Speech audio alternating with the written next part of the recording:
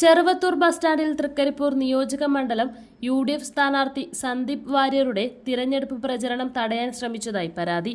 Cheruvathur bus സ്റ്റാൻഡിൽ കാൽനട പ്രചരണം നടത്തുകയായിരുന്ന പ്രവർത്തകർക്ക് നേരെയാണ് CPM CITU പ്രവർത്തകർ അതിക്രമത്തിന് ശ്രമിച്ചതെന്ന് പരാതി ഉയരുന്നത്.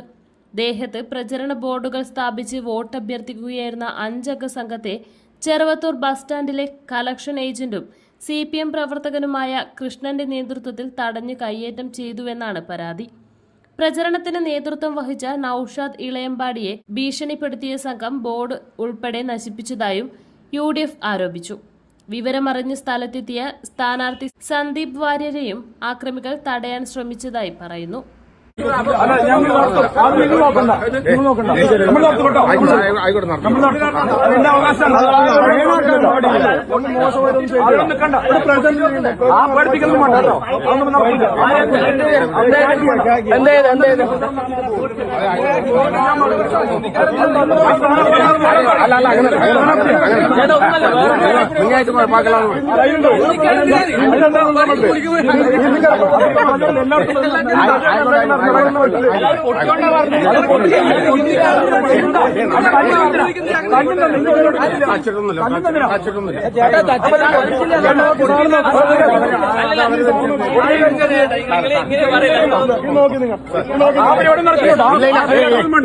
ശരിയാവില്ല.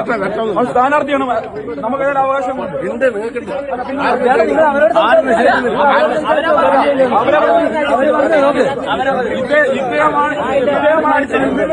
ഒരു കാരണവശാലും ഞാൻ പറഞ്ഞു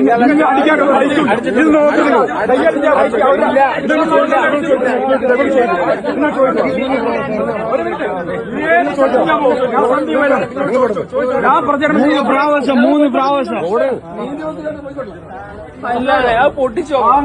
അങ്ങനെ ചെയ്യാൻ മാത്രം ഒരാൾക്കും പറ്റില്ല. ഇത് ജനാധിപത്യ രാജ്യ, എന്റെ ജനാധിപത്യ അവകാശമാണ്. അതിന് മേലെ ഒരാളും കൈവെക്കണ്ട.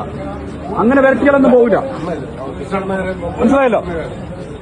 നിങ്ങൾ ഒന്നും ആകണ്ട. ഓക്കെ.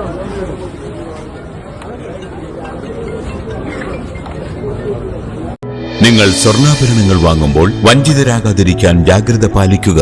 2023 ഏപ്രിൽ 1 മുതൽ സ്വർണ്ണ പരിശുദ്ധി ഉറപ്പുവരുത്തുന്നതിന് കേന്ദ്ര ഗവൺമെന്റ് ആഭരണങ്ങളിൽ HUID നിർബന്ധമാക്കിയിരിക്കുന്നു.